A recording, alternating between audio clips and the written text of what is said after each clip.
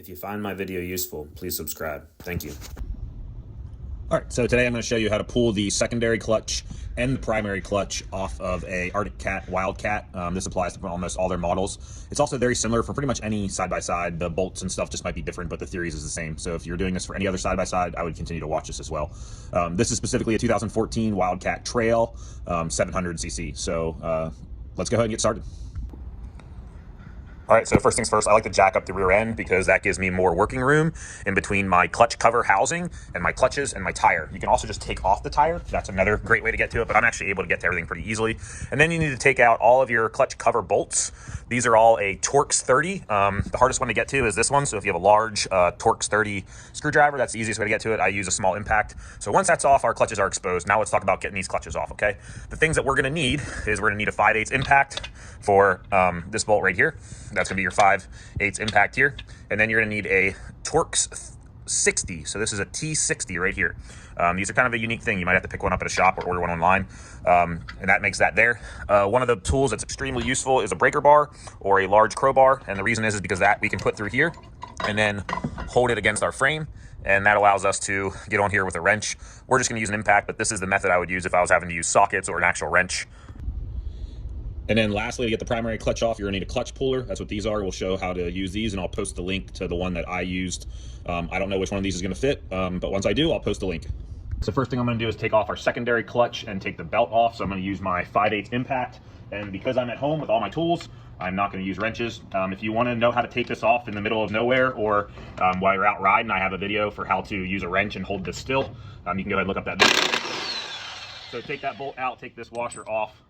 When you go ahead and slide this off, just know that there's a few spacers in there, and those spacers might want to fall off. You just got to be careful to not let those fall off. So this is our secondary. You're going to want to inspect these rollers, make sure they're nice and clean and no cracks. These rollers are very important. And then you're going to go ahead and take your spacers out. So when I pull this out a little bit, you'll see all these spacers. These determine how far your belt sits in the tracks.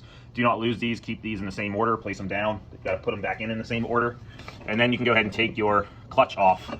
Things that matter for placement is you'll see this X right here. It matches the X on the back. So there's the X here and here. This side needs to match up with the X on your plate. So you need to match this X to this X when you put it back. You see my Sharpie mark and my Sharpie mark on the edge. That's how I know that I'll line it up right. That's what balances this. So make sure you're lining those up correctly when you put everything back.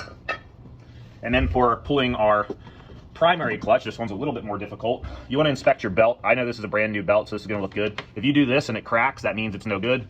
And you just want to check for wear. I mean, this is a brand new belt. I know it's in great shape. All right, next. Say you did not have an impact wrench and you need to take this off. You're going to need a Torx 30. A 1/2-inch socket would be nice to use. And then this is just going to freely spin. So what you need to do is get something to lock this down. So what I recommend is this large crowbar. And you want to put it through your clutch, but not here at where these towers slide. If you ding up anything in here, this will not work appropriately. So you want to take it through the large areas without touching this area. So what I do is I come up through here, and then I lock it against the frame up here. Just make sure it's not touching any electrical. And if that's the case, now I know I'm locked in, and I can go ahead and get on here and break this loose. But I'm going to make my life easy because I have an impact wrench, and we're just going to take this out with an impact, okay?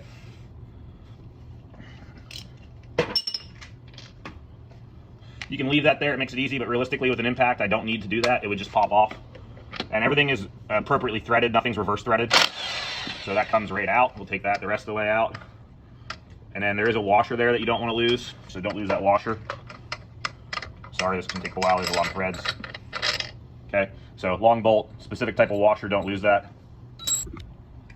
So now this is when your clutch puller comes in handy.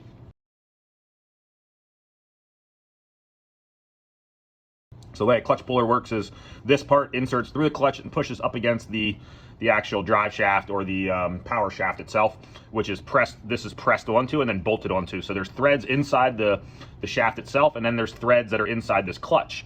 So these threads engage inside the clutch, and then this pushes against the drive shaft or the shaft coming out. So as you thread this in, it pulls this off of the shaft. So all we have to do is thread this in. So that's in there nice and tight. We'll go ahead and hit this with a 3/4 inch impact because that's the end of this. And sometimes this will make a loud pop when it comes off. There it goes. So that loud pop, and now our clutch is pulled. And then we can just back this all the way out. Now, there's a lot to inspect with these clutches. We'll talk about everything, but these get really dirty, and the dirtier they get, the worse your belt will either squeal or not work appropriately. So we're going to clean this up real good, and I'll talk about that next. But that's how you pull both your secondary and your primary clutches. If you have any questions, go ahead and post them, and I'll go ahead and post you the link for this clutch puller specifically that works with Arctic Cat Wildcats. This is a Trail 700.